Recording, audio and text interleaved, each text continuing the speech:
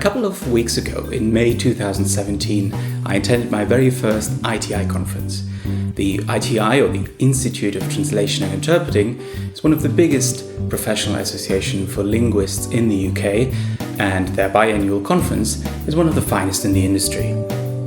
This year's conference took place in Cardiff, but why fly there when you can go by train?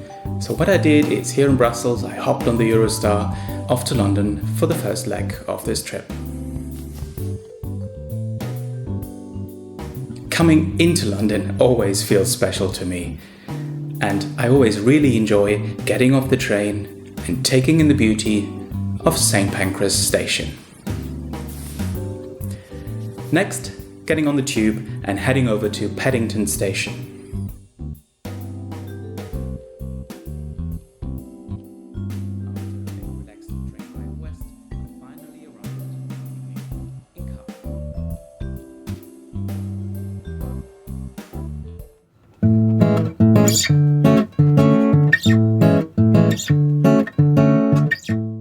It's day one of the conference. I happily strolled to the conference hotel to register for the event, and I had my photo taken for a professional portrait.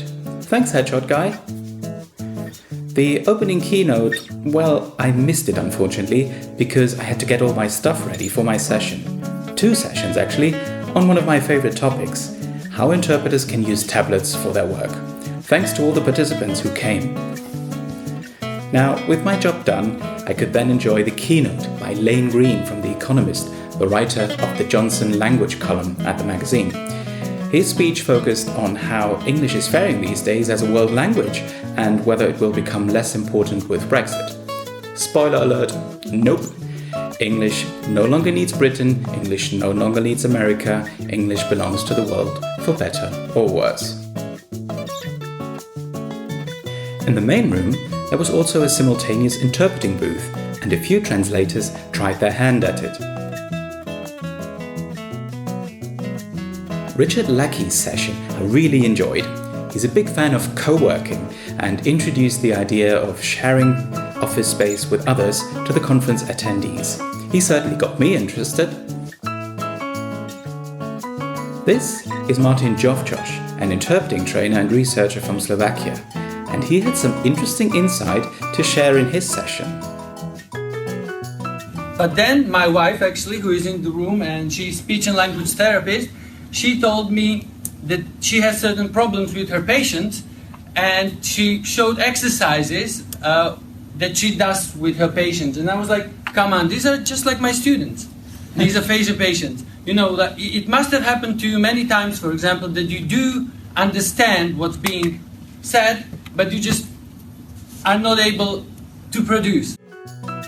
Martin also involved us as participants, trying out his interpreting exercises on us.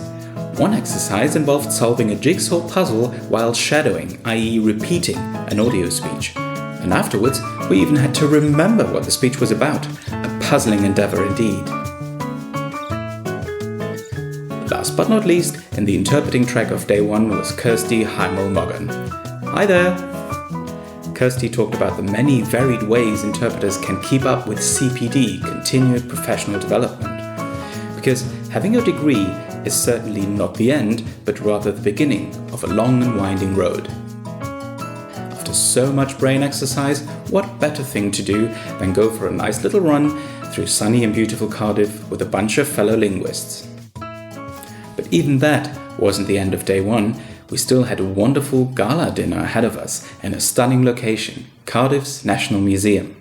Great food, great conversations, and a bunch of very talented waiters.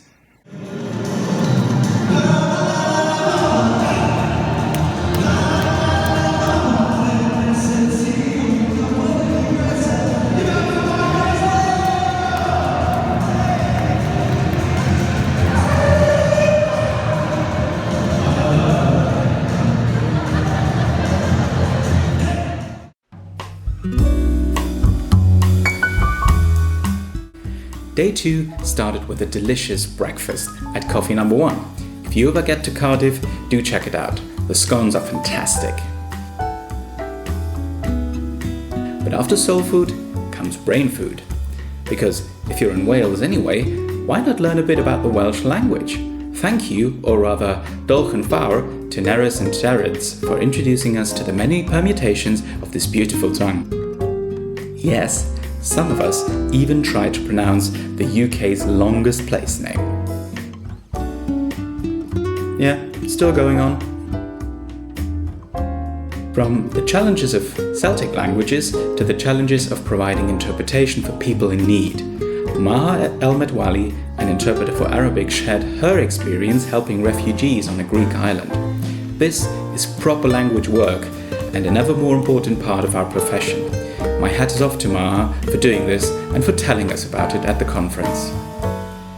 After that, English-Dutch translator Percy Ballemans gave us some tips for spicing up our translation by honing our writing skills. My favorite bit from this talk: you can tame a wild idea, but you can't make a tame idea wild.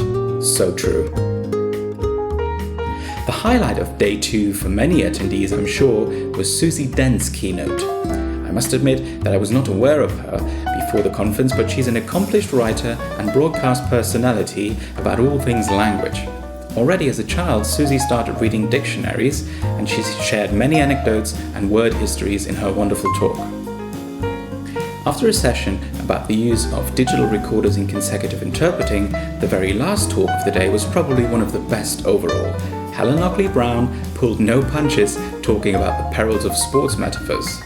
We participants were quite engaged, so no hard yards here, but a true home run.